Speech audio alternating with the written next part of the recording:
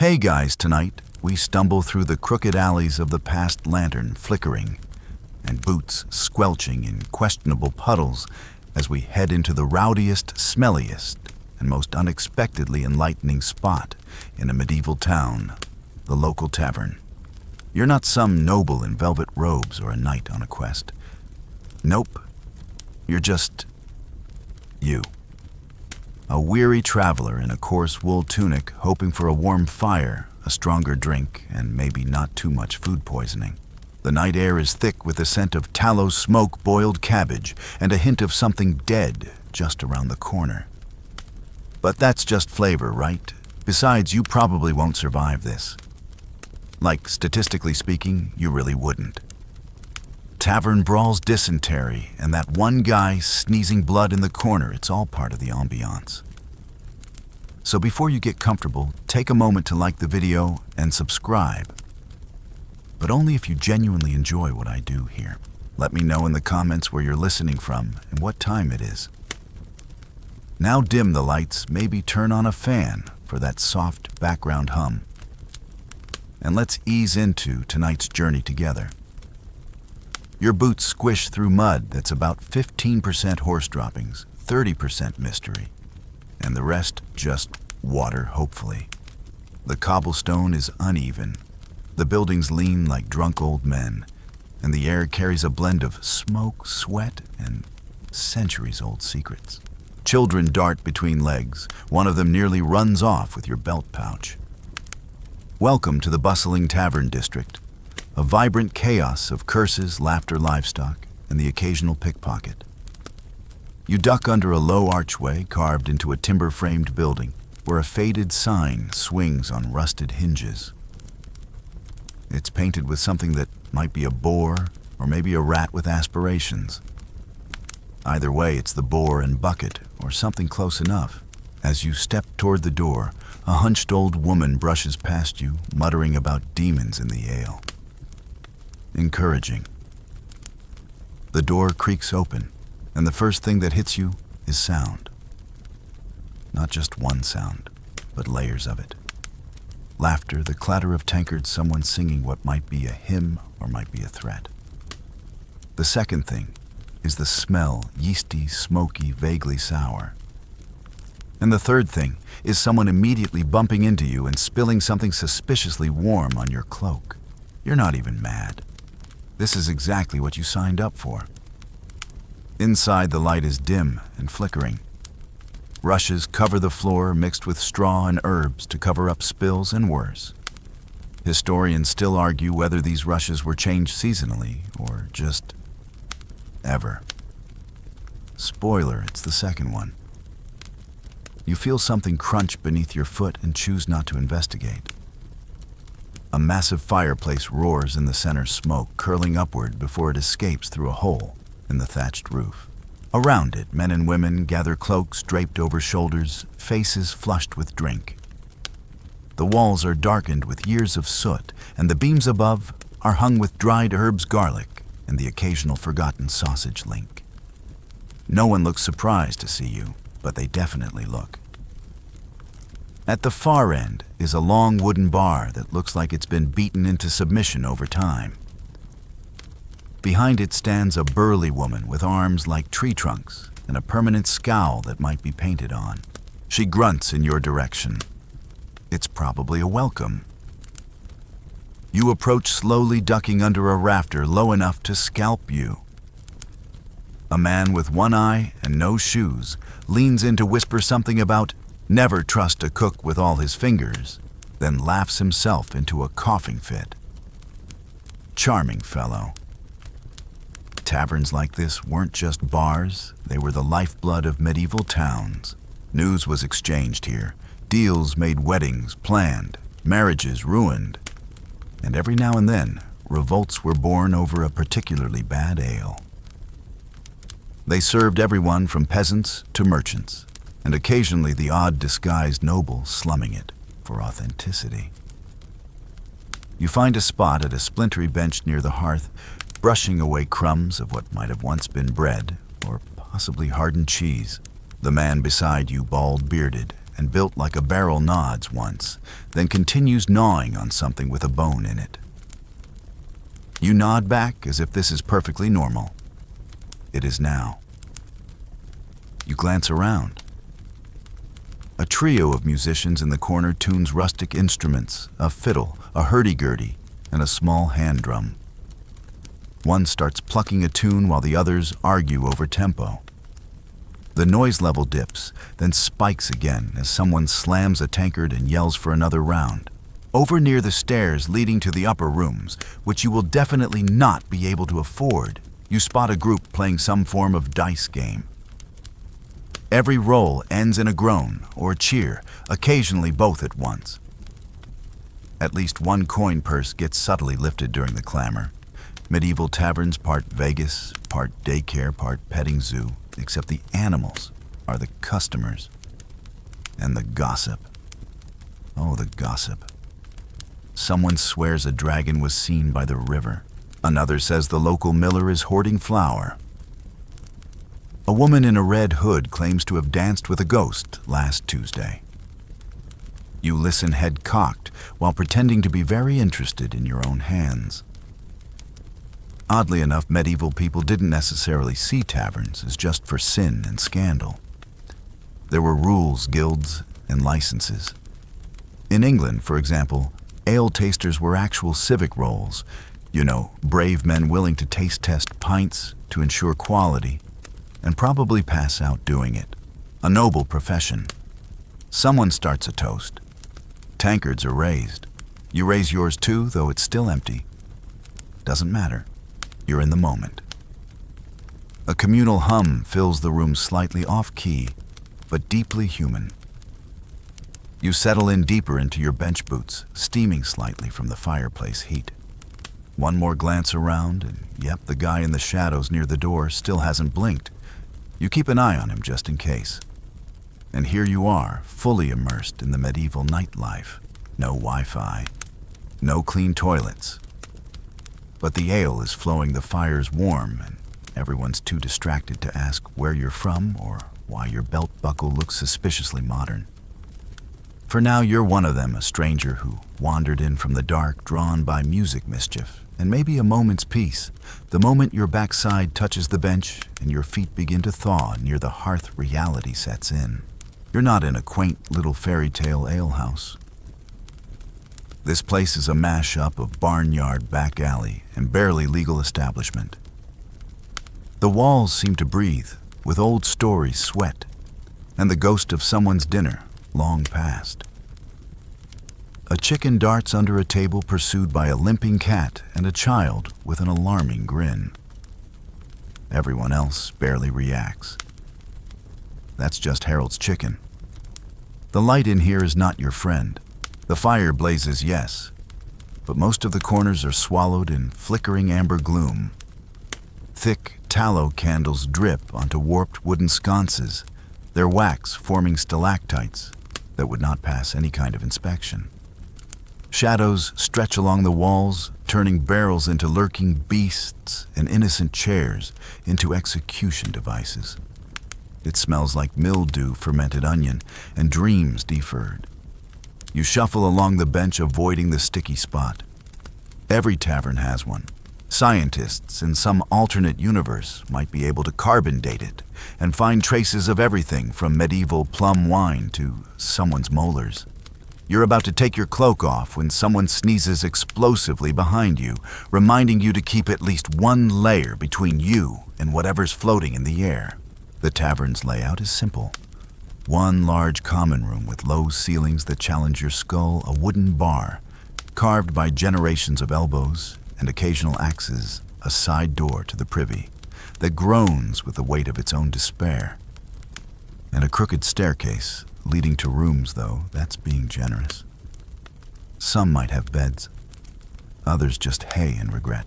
The bar itself is a centerpiece, a long slab of timber reinforced with iron nails, occasional bloodstains, and the type of graffiti you don't want to look at too closely.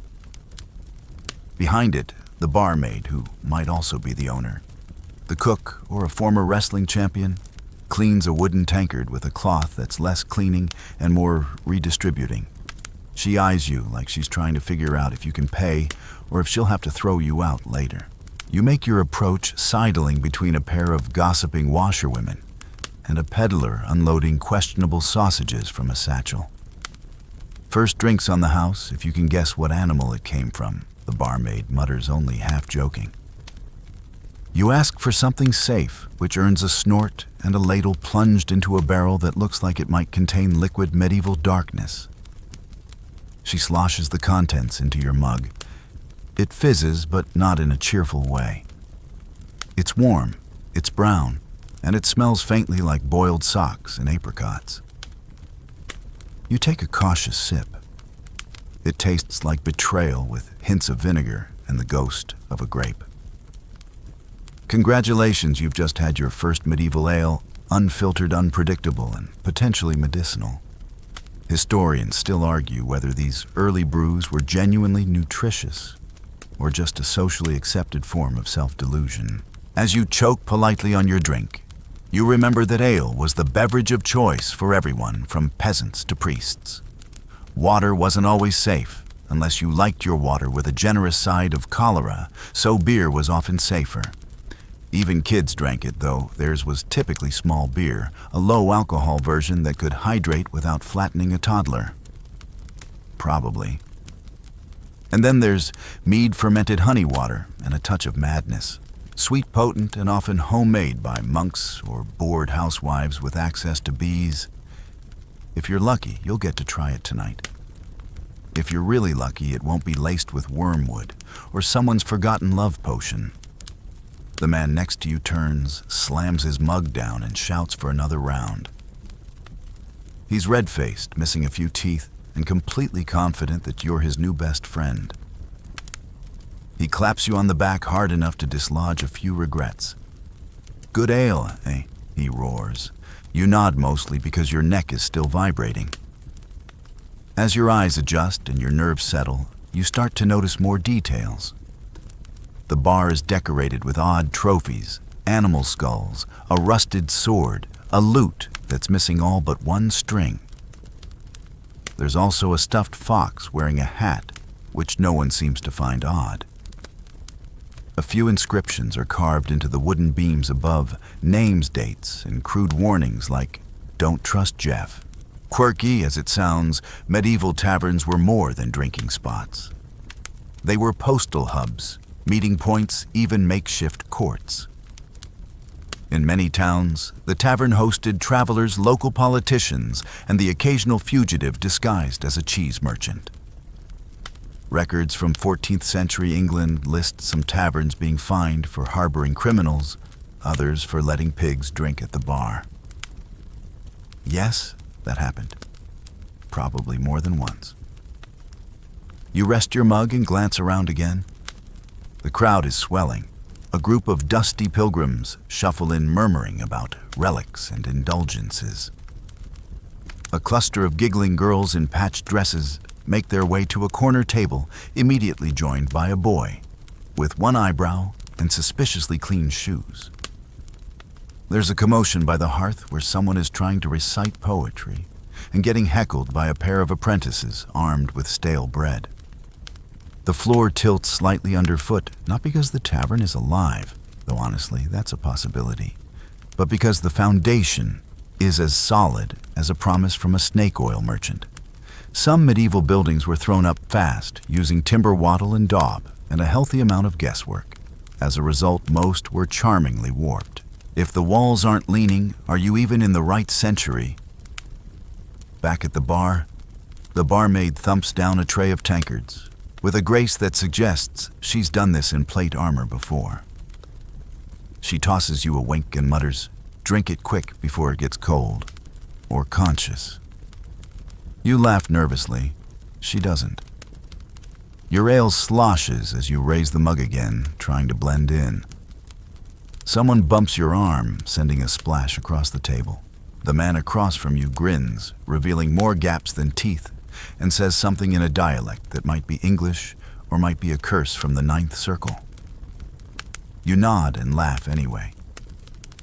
That's the safest response. And somehow you feel it, the strange warmth of it all. The firelight, the voices, the chaos. There's a rhythm to the tavern, a living heartbeat that pulses beneath the shouting and clatter. You're a stranger, yes, but for now, you're part of the dance. You've entered a world that smells like smoked meat and mystery, and you're only 2 sips away from loving it. You're not sure how many sips it's been now, but your palate has finally waved the white flag. The ale, if it still deserves that name, is warm, grainy, and full of tiny, unidentifiable floaties that may or may not be fermented oats. You've accepted that this is your life now. Somewhere deep in your gut, a brave little bacterium is either dying or gaining superpowers. You swirl the mug lazily and look around as the tavern begins to hum with evening intensity. The barrel beside the bar creaks open, and the barmaid, now with a slightly soot-smeared cheek and an apron that has definitely seen some things, hoists a new bucket of what she proudly calls honey wheat firemouth. You take the hint and don't ask what the firemouth part refers to. Instead, you point cautiously to a different barrel, one labeled with a faded emblem that vaguely resembles a bee. Mead, you're hoping. She grins and ladles it out. This new drink hits your lips with syrupy sweetness. It's strong, it's golden, and it tastes like someone bottled sunlight, added a little mold, and left it in a monk's basement for 6 years. Delicious, if mildly terrifying. Mead was the drink of old Norse legends of weddings' oaths and regrettable poetry. It had status more expensive than beer, less snobbish than wine. And it's surprisingly strong, like lie down on the floor and hear your ancestors strong. A man in the corner raises his cup and shouts something in Latin. Several others echo it. You nod along, pretending you totally understood. It might have been a toast, or a declaration of war. Either way, it earns you a splash of something pale and dubious from your neighbor's cup. You pretend to drink it. You've learned. Historians still argue whether medieval people were genuinely drunk all the time, or just mildly buzzed with astonishing regularity. The truth probably lies somewhere in between. Daily ale consumption was normal, safer than water after all. But drinks weren't always strong. Except when they were. Especially when made at home. By your neighbor's cousin, with no supervision, and a goat. You move away from the bar to explore a little more of this boozy microcosm. A man with a long gray beard and robes that scream medieval wizard chic pours something from a leather bottle into a copper cup. He nods sagely at you, then promptly spills half of it down his front.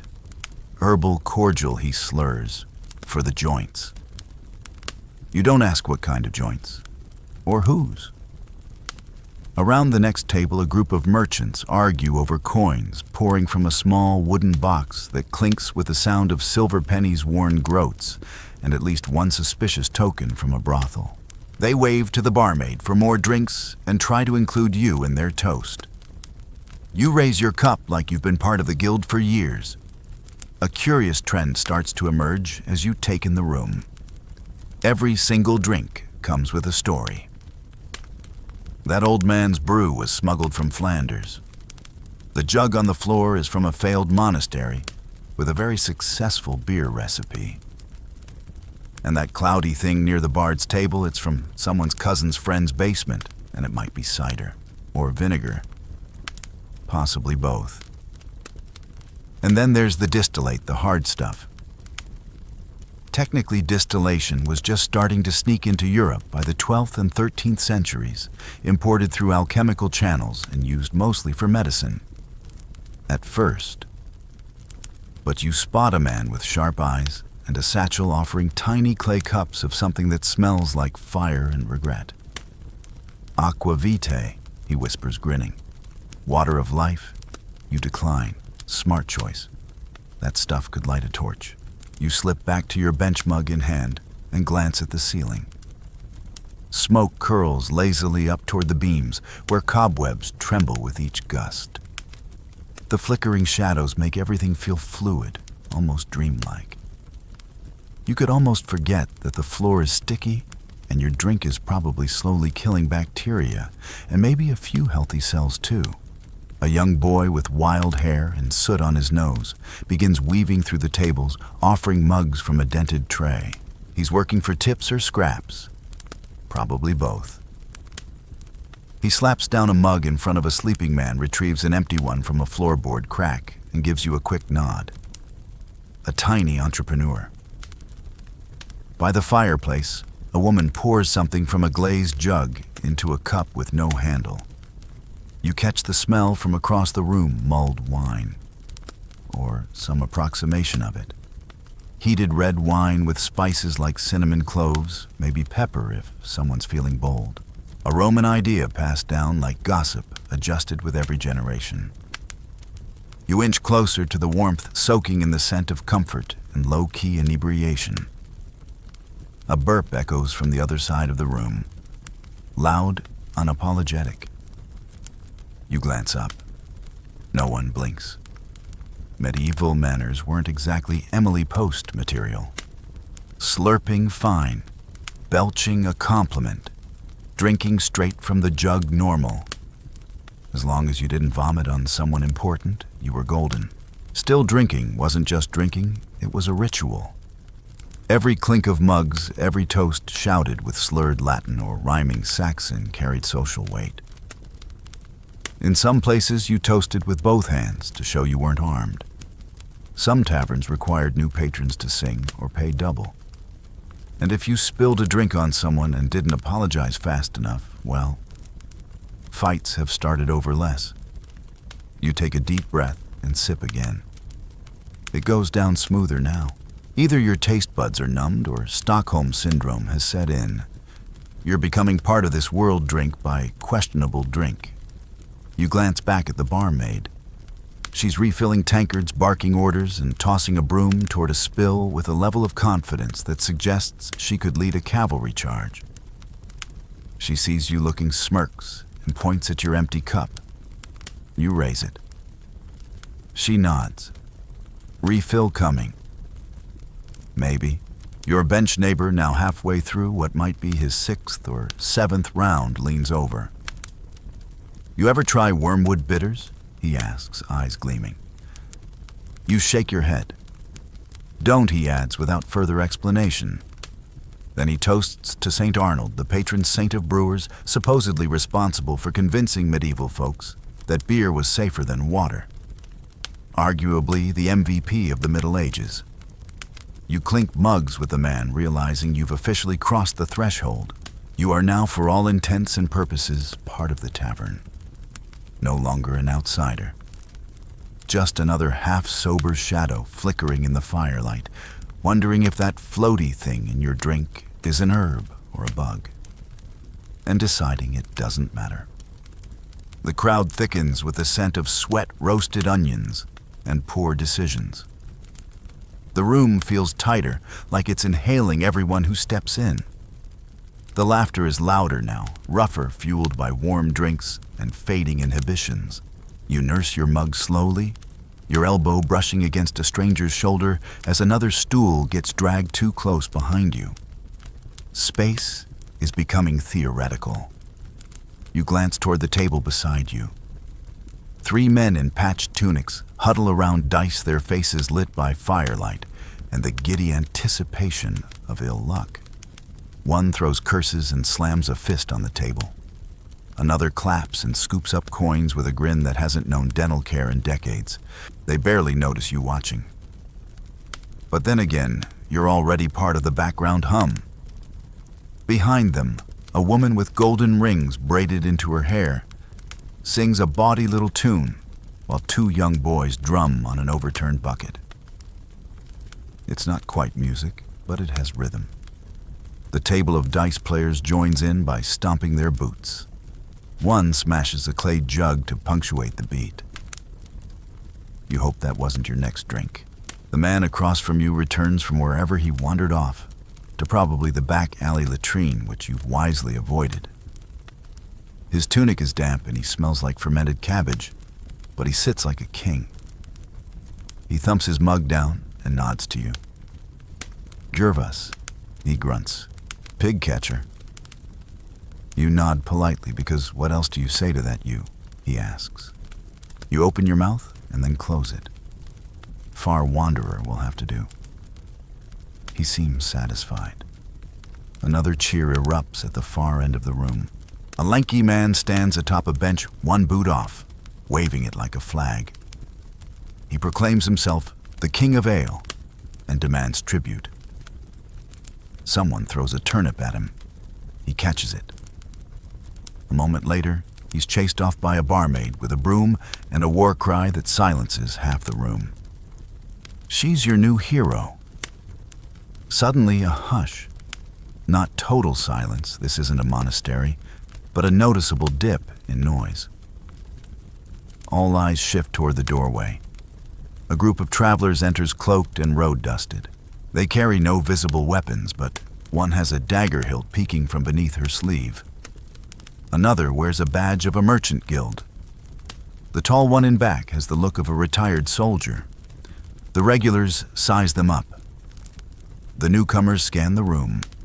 A silent agreement passes through the air. No trouble, not yet. They settle in quietly. The buzz returns. You lean back, exhaling. For a moment, it felt like a scene from a low-budget medieval thriller. It's not uncommon taverns were always crossroads.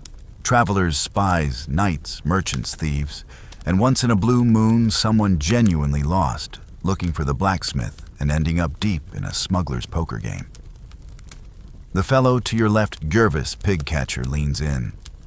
That one, he nods toward the tall newcomer, killed a man once. With a ladle. You raise your eyebrows, or maybe it were a stick, or a goat. Details differ. He grins, then wipes his nose on his sleeve. Charming. Not far from you, a jester in worn motley juggles 3 wooden apples. One drops, he curses in French. A nearby patron tosses him a coin.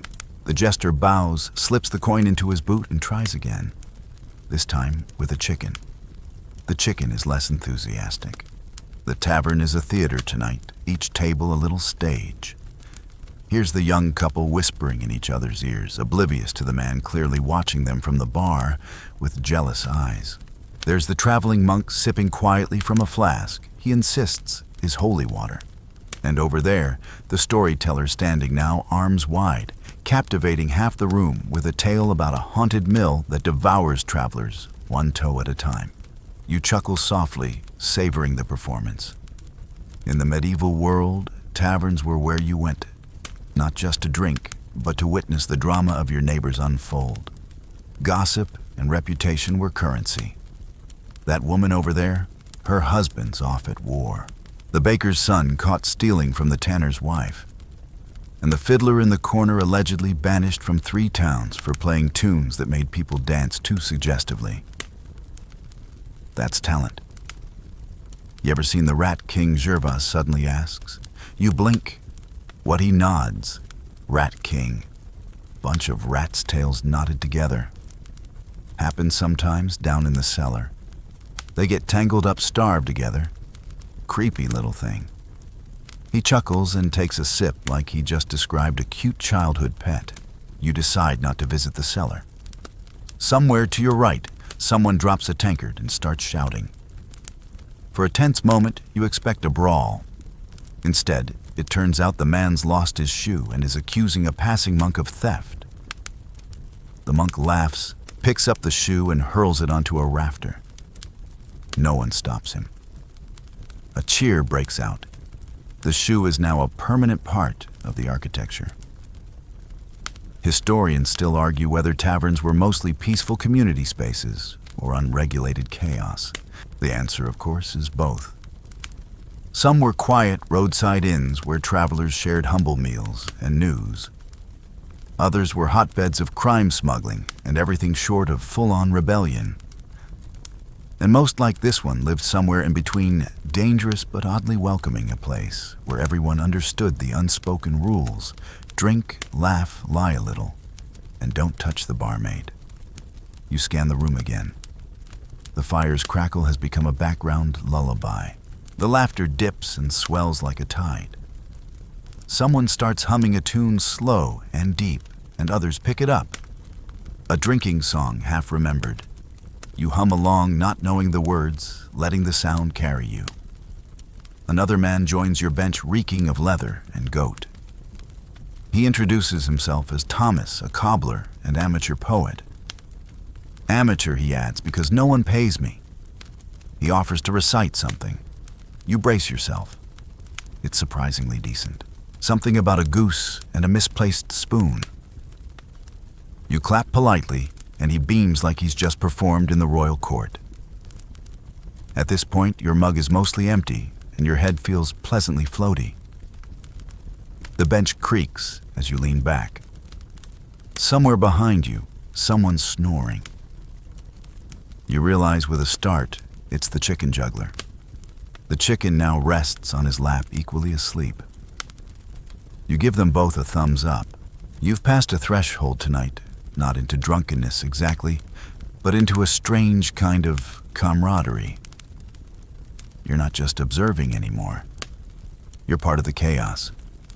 One voice in the clamor, one mug among many.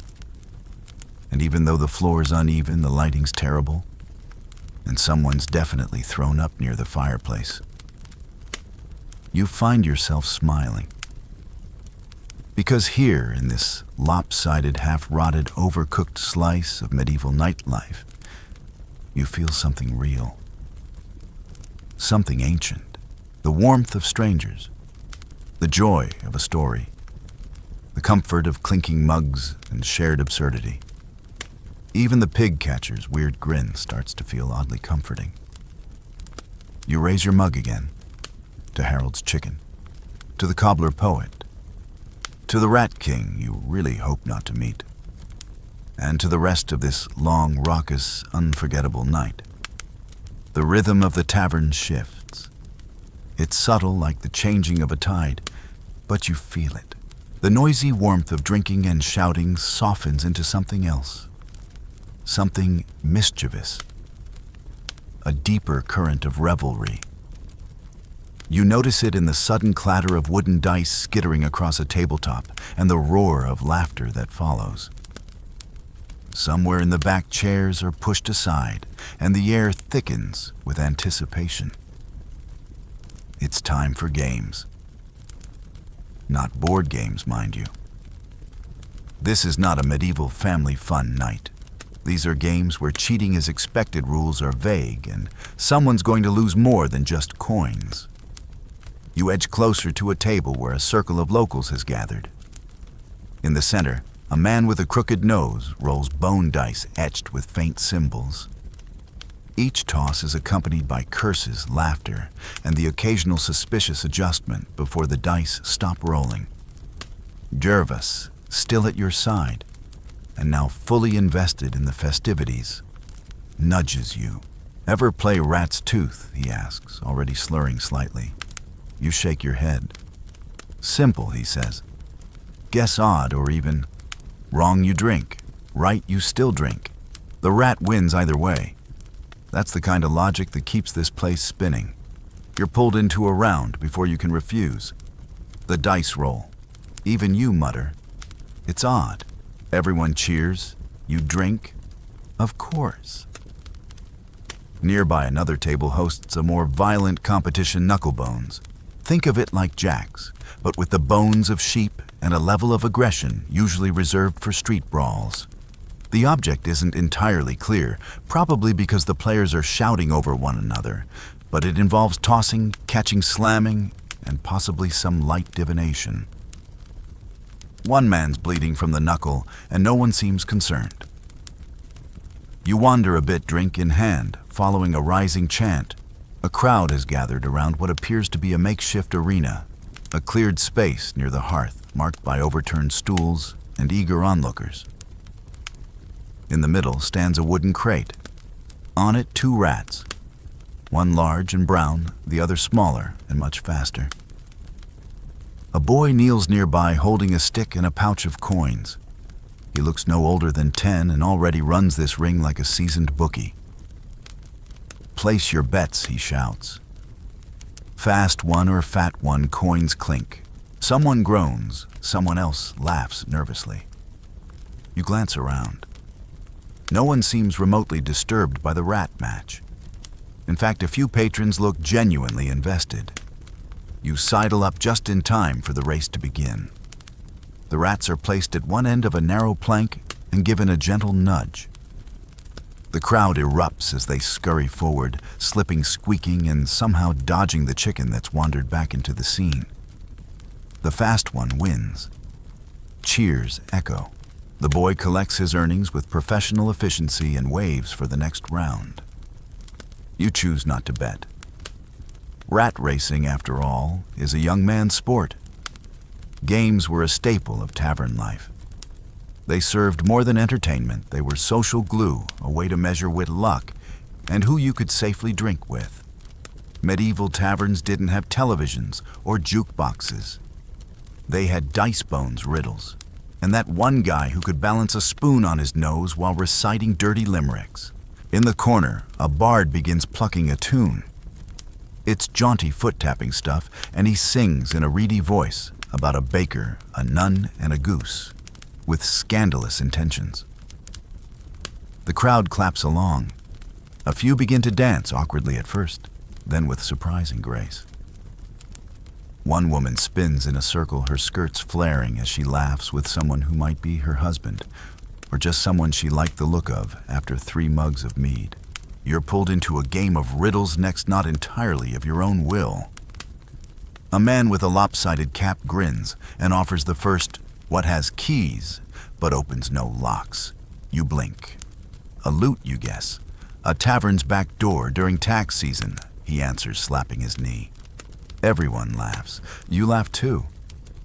You're not sure why, but the joke seems to have currency here.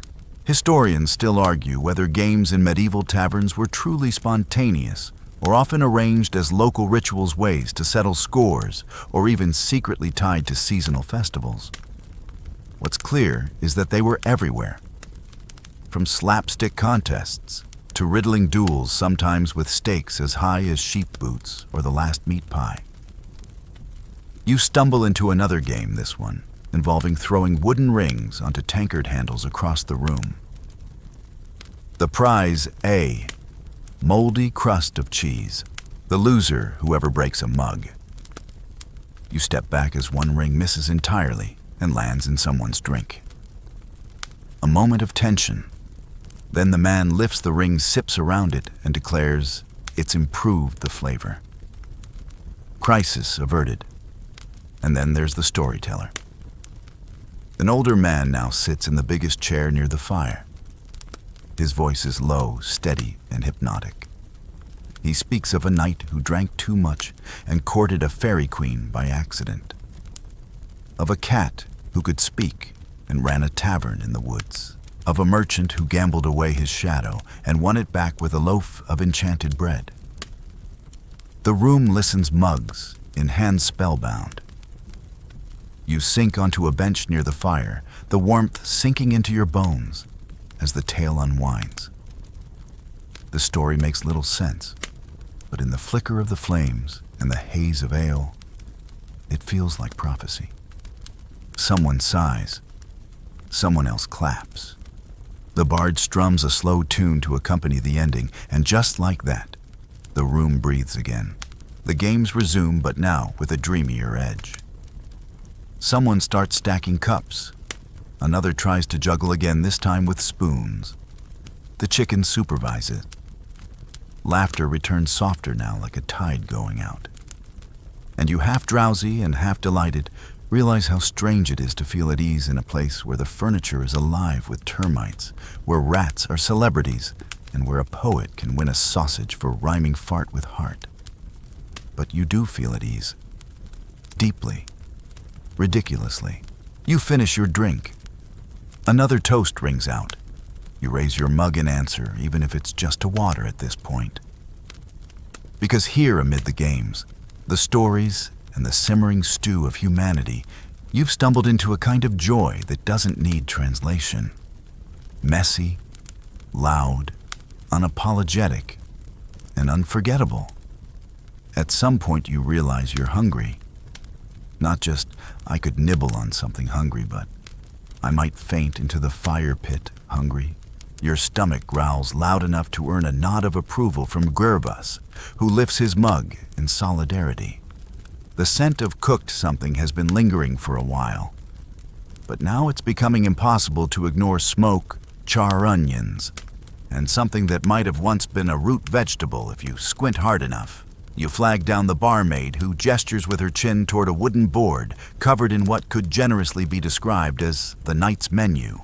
There are no words, of course, just chalked-in symbols and some smudges that might be food stains or abstract art.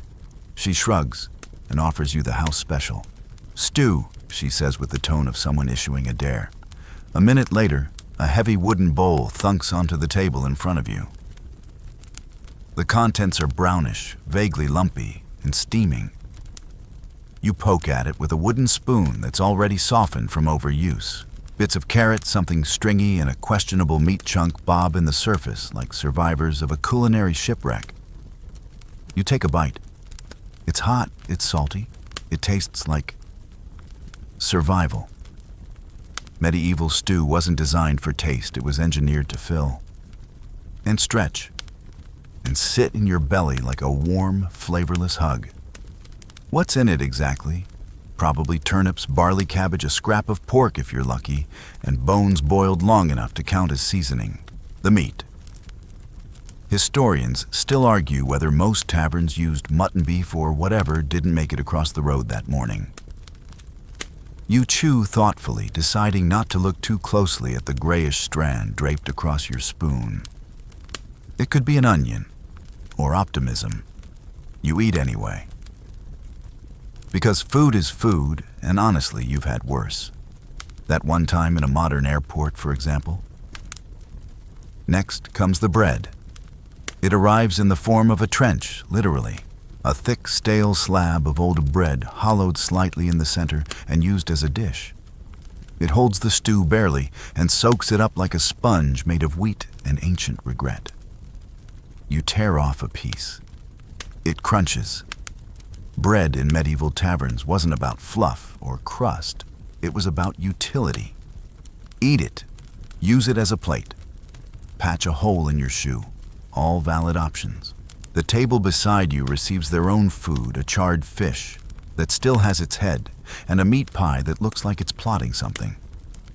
One man pokes the pie with a knife, and it hisses. He shrugs and digs in. The pie wins. Someone else gets a sausage coil so overcooked it resembles medieval rope. They seem thrilled. And then there's the cheese. A wheel of it appears on the bar, cracked and sweating in the firelight. You're offered a slice.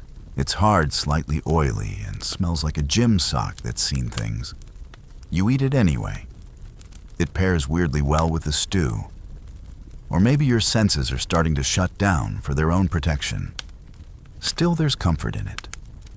The stew warms you from the inside. The bread, though potentially weapon grade, fills you up. And the cheese. Well, it's definitely cheese.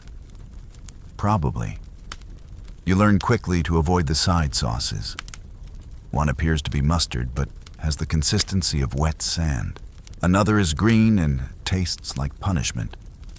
Yet another is red spicy and makes your lips go numb. Gervas loves that one. He dips his bread in it, grinning through tears. Over at the hearth, someone's roasting chestnuts on a skewer. They offer you one. It's burnt on one side and raw on the other. You thank them anyway. Food is a gift here, even the dubious kind.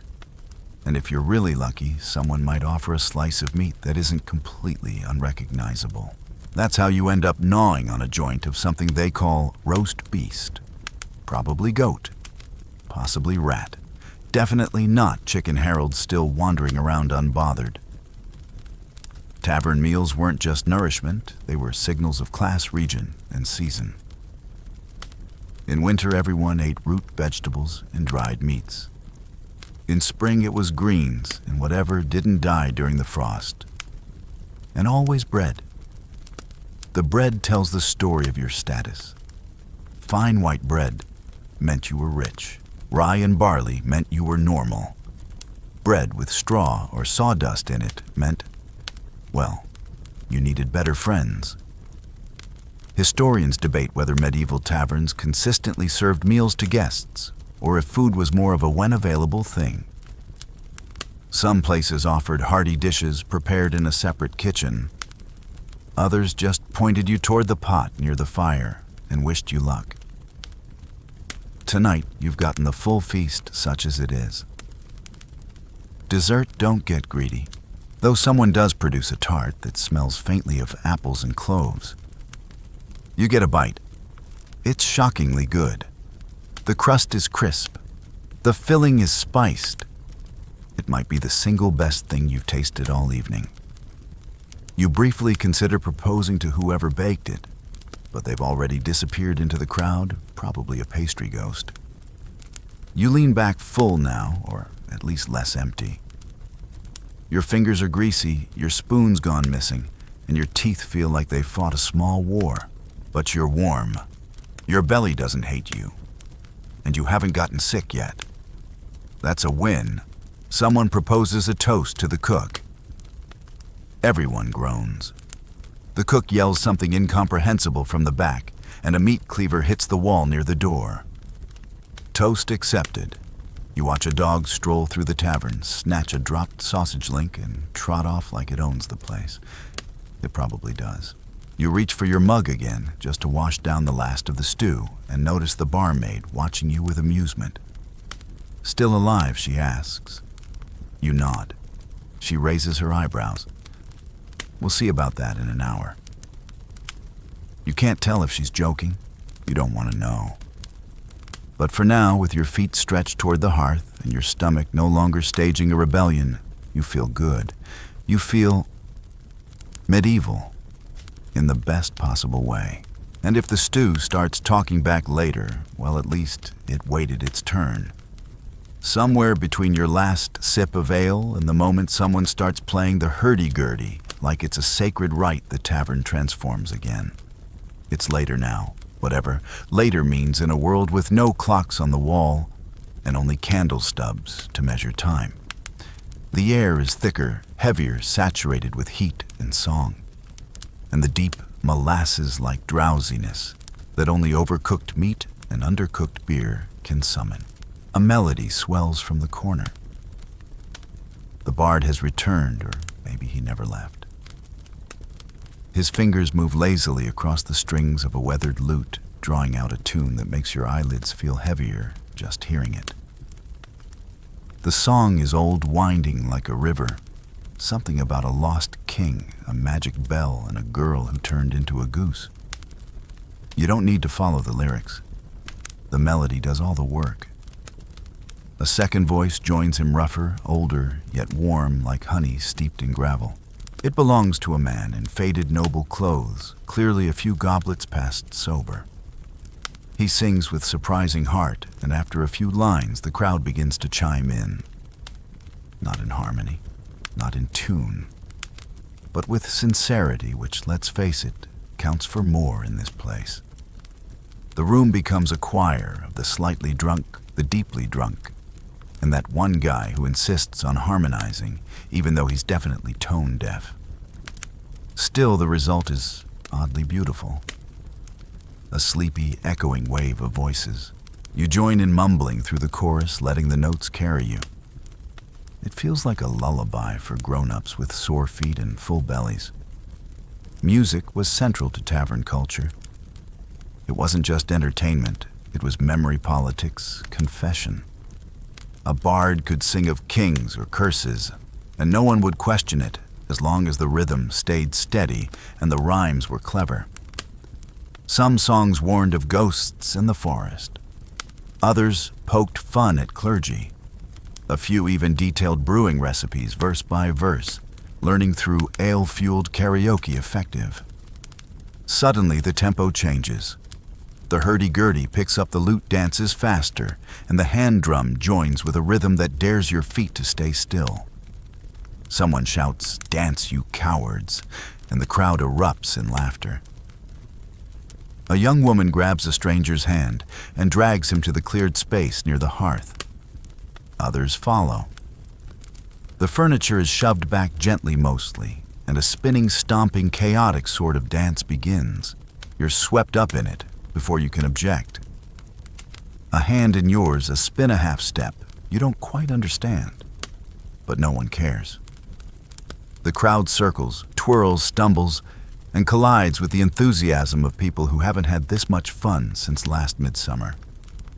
There's clapping, cheering, the occasional yelp, and once a loud "sorry" when someone trips over Harold the chicken again. He's fine. He's used to it. Your partner, a smith's daughter with soot on her cheek and a fierce grip, laughs as you misstep and nearly take down half the line. She keeps you upright barely and spins you again. You're dizzy, flushed, and grinning like an idiot. It's contagious. Joy here spreads like spilled ale quickly and without apology. As the song slows, the dancers collapse into chairs laps or the floor. Someone fans themselves with a dinner plate. Someone else lies down under a bench and immediately starts snoring. You land back at your table breathless and alive. Your cheeks ache from smiling. Then a softer sound. A love song played low and slow. A lull in the storm. Couples sway in their seats. Even the barmaid leans against the wall momentarily, at peace. The nobleman who sang earlier now hums quietly, his eyes glassy and far away. Maybe thinking of someone long gone. Maybe thinking of no one at all. Historians still argue whether tavern music was truly spontaneous or more staged than we assume. In larger towns, bards were paid. In small villages, everyone contributed. But always music wove through the walls like smoke, tying patrons together in stories sung instead of spoken. You notice the instruments, now the lute, with a cracked soundboard, the drum made from goatskin, the flute that squeaks when played too hard. They're not perfect. They don't need to be. The music isn't here for critics. It's here to keep time with the heartbeat of the room. You find yourself humming again, not loudly, just enough to feel part of something ancient and fleeting. A few others do too. It's like a secret club of people who don't want the moment to end. Then comes the mischief. A group near the stairs starts singing a drinking chant loud and crude. Each verse worse than the last. The crowd cheers. A man stands up and tries to outsing them with a song about a bishop and a runaway pig. He fails. The original group adds clapping, then stomping, then a burp that earns applause. You duck as a tankard flies overhead, thankfully empty, and lands with a soft thunk. No one flinches. Another joins in this one still half full, and a woman scolds the thrower before downing the contents herself. This is the moment when music blends into mayhem. But even here there's a kind of rhythm, a musicality to the madness. A lull, a rise, a crash of noise, then laughter. A bard starts a tune, it morphs into shouting. Someone stumbles, someone kisses someone else, and the song begins again. You lose track of how many melodies you've heard tonight, how many voices you've followed. It's getting late now. The candlelight has dimmed. The fire still burns, but lower, quieter. The bard's voice is softer. The dancers are slower. Even the noise has a sleepy quality, like everyone's just waiting for the right moment to fall still. You cradle your mug and feel the music hum in your bones. Not just the sound, but the weight of it. The way it binds this whole strange world together. The pig catchers and poets, the nobles and nobodies, the chicken and whoever keeps losing dice to it. Tonight, you've sung songs you didn't know. You've danced with strangers. You've swayed to melodies older than memory. And somehow, in the flickering hush, you've become part of the music too. Just as you start thinking things might wind down, and the barmaid gives a sharp whistle and jerks her thumb toward the side door. A few regulars rise from their seats without question. Others exchange glances and follow quietly. You glance at Jervis, who downs the last of his ale and wipes his mouth on his sleeve. "Back room," he says. "Come on, then." You look just curious enough to regret it.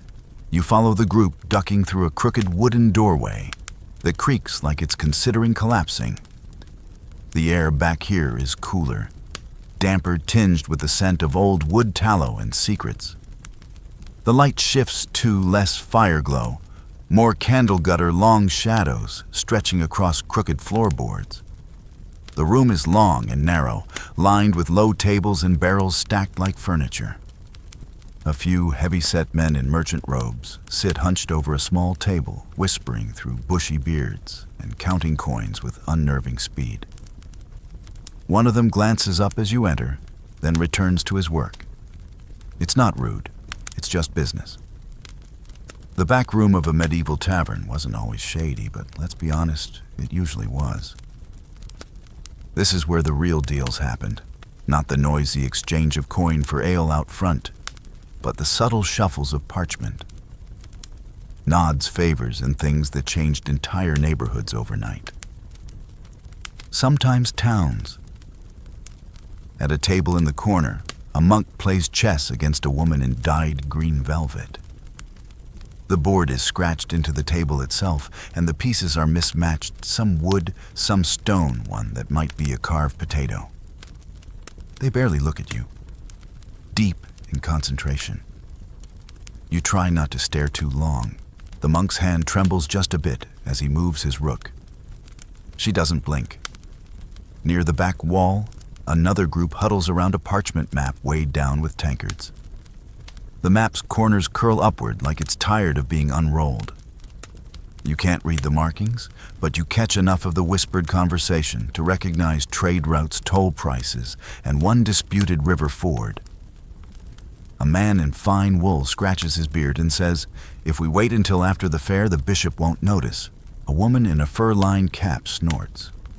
The bishop notices everything, but he can be persuaded. You step aside as a young man pushes past, carrying a sack that clinks like it's full of coins or bones. Could be either. He vanishes through a half-hidden door behind the barrels. You suddenly understand how this place has managed to remain so lively while the rest of town shuts down by nightfall. The barmaid appears beside you again. You didn't hear her approach. You didn't see anything, she says casually, handing you a fresh mug. And if anyone asks, you're here for the poetry reading. She grins. You nod. That's probably safest. Taverns were always multi-purpose places. Lodging house, pub, information hub, and when needed, a den of soft crime. Illegal trade secret meetings, smuggled goods, private pacts. Some even hosted secret religious gatherings, others informal courts. The line between law and custom blurred here, painted over with drink and negotiation. You settle onto a bench near a group of scribes arguing about parchment quality. One insists goat vellum is the future. Another says you can't beat lambskin for texture. A third just keeps drawing rude images in the corner of a scrap sheet. Art in action. A woman with half-shaved hair and a silver chain around her neck begins reciting a poem softly at first, then rising with the room's attention. It's about a storm at sea, a sailor's curse, and a ghost that sings lullabies to the drowning. No one interrupts her. When she finishes, there's a pause, and then a slow, sincere clap. The merchant with the coin pile drops a few pennies at her feet without looking up. You sip your drink. It's sweeter than before wine, probably, or something trying very hard to be. It goes down easy, and your limbs feel a little lighter, your thoughts a little slower. a perfect state for listening and watching. In the corner, two older men are arguing. One jabs a finger toward the ceiling and says, "I'm telling you they're hiding relics up there." The other replies, "Relics or rats. Either way, they don't pay rent." You quietly make a note to avoid the attic. A new group enters the back room, three travelers wrapped in cloaks, still wet from the mist outside. They shake off the damp nod to the barmaid and take seats near the map table. They speak low in a dialect you can't quite place. You only catch a single word shipment. You take another sip and pretend not to listen. Historians still argue whether these backroom deals were the backbone of local economies or just over-romanticized legend. But evidence of such informal gatherings exists everywhere: notes tucked into margins, receipts for unofficial goods letters, complaining about innkeepers doubling as fence contacts. Truth is, if you wanted something done quietly, you didn't go to church. You went to the tavern's back room. You glanced toward a half-open cabinet beside the monk's chess match. Inside bottles. Dozens of them. All unlabeled. One glows faintly amber in the candlelight. Another is cloudy white. There's a whispered rumor that one of them contains the ashes of a dragon tooth, or at least something from the blacksmith's furnace mixed with mead. No one touches it. The woman in green velvet wins her match. The monk sighs, stands, and bows. She takes the potato piece and pockets it. A trophy. You clap. She winks at you. You suddenly feel very seen. As the hour deepens, the back room quiets. Conversations turn to murmurs. Even the scribes begin to doze off, ink stains spreading like tiny maps across their robes. One of the merchants has begun snoring. His head rests on a sack of coins, and he looks content. You rise slowly, careful not to spill your drink or wake the poetry-reading smugglers. You head toward the door, back to the main room where the music has faded to humming, and the fire has shrunk to glowing coals. You leave the secrets behind you, tucked among the barrels and whispers. Whatever passed hands in that room, information alliances, coins, curses, wasn't meant to follow you. But you carry the weight of it anyway. Like a story you're not allowed to tell. Like a secret song only you heard. The tavern is simmering. Not loud, not quite quiet. Just simmering like something is about to boil, but no one wants to be the one to stir it. You can feel it in the air, thicker now with ale breath and spilled stew laughter that's turned just a bit too sharp. Eyes lingering a second too long. It's the kind of tension that creeps in late after most of the mugs are empty, and people forget how to sit still. It starts with a thud. Not loud, but deliberate. A stool gets kicked over. You glance to your left. Two men, one in a torn jerkin, the other with hands too clean for honest work, are squared off, their voices low but intense. One gestures wildly. The other doesn't move at all. That's how you know it's serious. "You cheated," the jerkin wearer hisses. "You lost," the clean one replies. The crowd senses it. Conversations begin to taper. Even Harold the chicken stops pecking and tilts his head like he knows the script. Another stool falls. Then comes the first punch. It's not elegant. It lands somewhere between the shoulder and pride. The clean man stumbles, and suddenly the whole room is on its feet. Someone cheers. Someone ducks. Someone climbs onto the bar yelling 2 shillings on the bearded one. A pitcher of mead flies across the room and hits a completely unrelated monk. You step back, narrowly avoiding a woman swinging a jug with the confidence of someone who's broken both furniture and bones in her lifetime. A man shouts, not the loot, as he cradles it like a newborn. A bench goes skidding past you, followed by Gervas, absolutely beaming. "Knew it'd end like this," he shouts, and disappears into the fray like a drunken cannonball. Medieval tavern fights were their own kind of tradition. Some towns even had fines pre-listed by the door, so if you punched a baker or broke a bench, the cost was already tallied. Historians still argue whether these brawls were true bursts of passion or just a regular way to clear out the weak. Either way, you've seen enough ale-soaked egos to understand the appeal. A table gets flipped. Someone throws a half-eaten pie. It connects with a window. Not the pie's fault. Someone swings at the barmaid. Bad choice. She grabs a ladle, deflects the blow, and jabs him in the chest, hard enough to knock the wind out of his ancestors. Outside, she yells, and it's less a suggestion than a prophecy. You look around for an escape route. The main door is blocked by a man attempting to wrestle a goat into submission. You don't remember the goat arriving. The back door, though, that one's ajar. You make your move. The cool night air wraps around you like a wet blanket. You step outside your boots, sinking slightly into the mud. Behind you, the sounds of the scuffle spill into the mist, muffled yells, something that sounds like breaking crockery, and the unmistakable shriek of someone discovering a rat in their hood. The usual. You're just catching your breath when a lantern swings into view. A figure steps out from the fog, tall, cloaked with the glint of authority on his belt. The town bailiff. Halt, he says, and you do. He peers at you, lantern raised. Been inside, you nod, before you can lie. He grunts. Any damage? You glance back at the door. Something crashes inside. You wince. Some. Another figure steps beside him, shorter, older, holding a scroll and ink pot. A scribe. He starts scribbling. The bailiff eyes you again. Name you open your mouth, but before anything foolish escapes, the tavern door creaks open.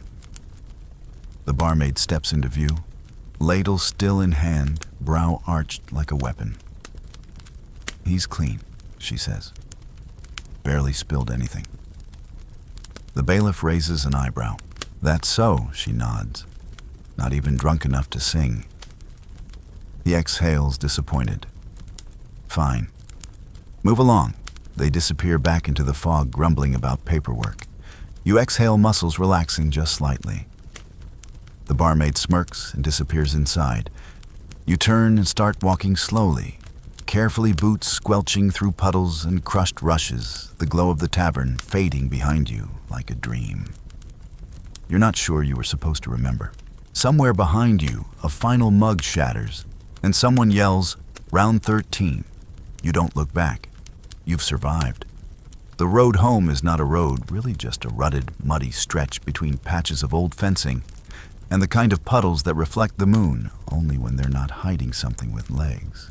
The tavern is behind you now, its crooked silhouette flickering with what little firelight still leaks through the shutters. Your boots are soaked.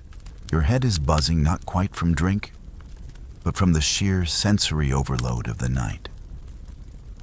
You walk slowly.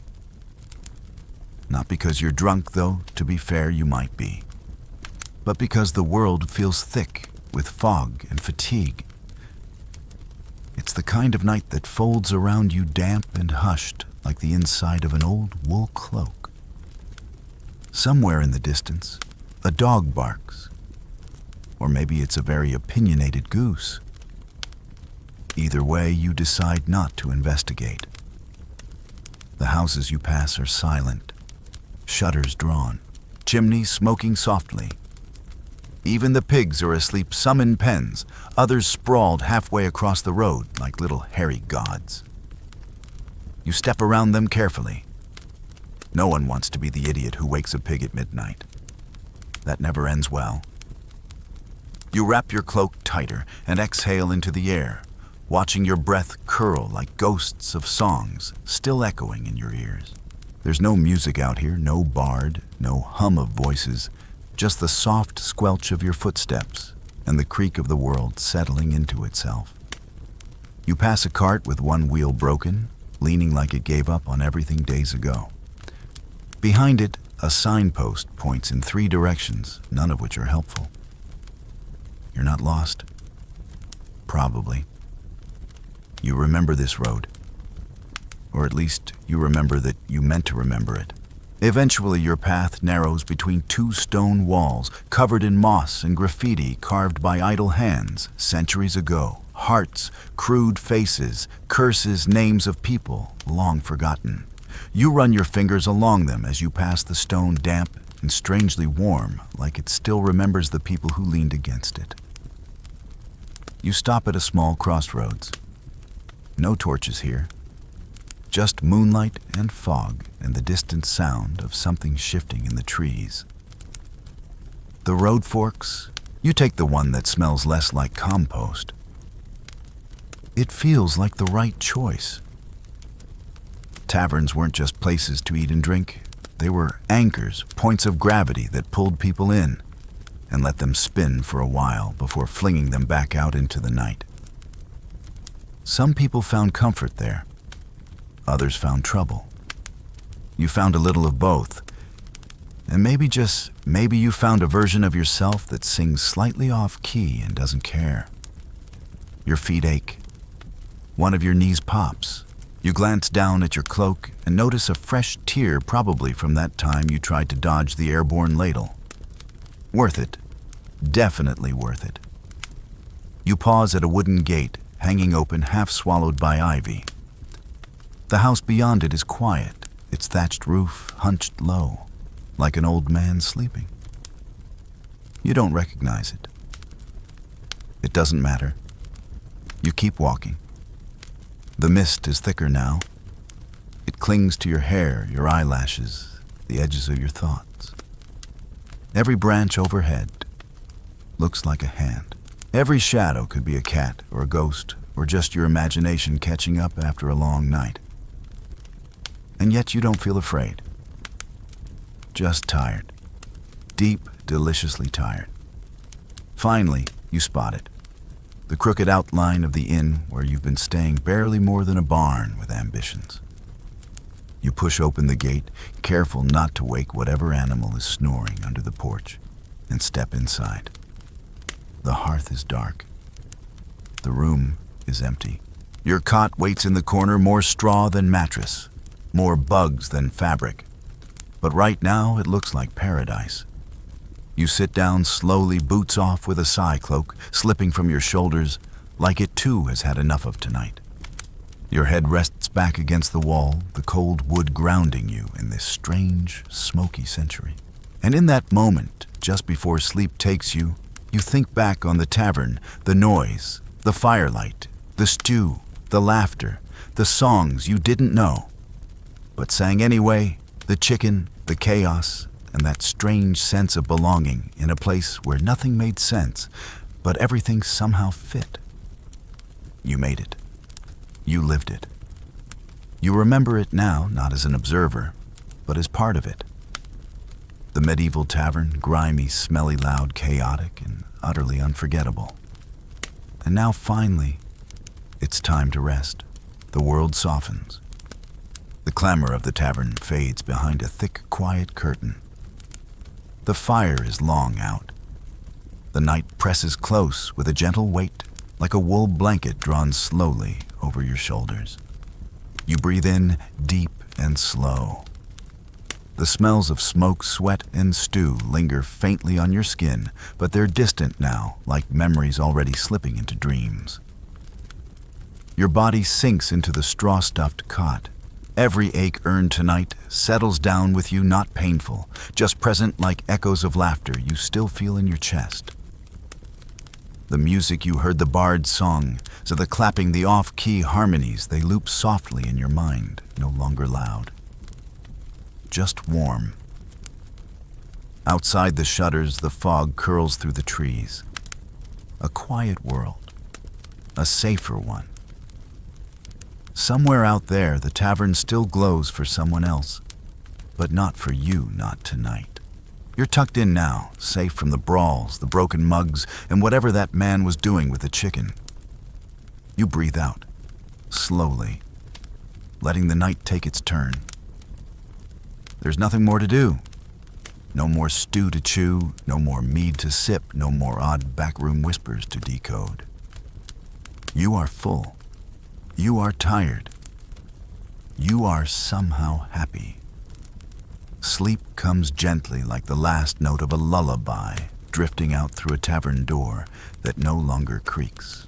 And as your thoughts float off into the mist, maybe you'll dream of that flickering fire, the clink of mugs, and a world far away that still smells faintly of roasted onions and burned bread. Tomorrow will come soon enough. Tonight rest.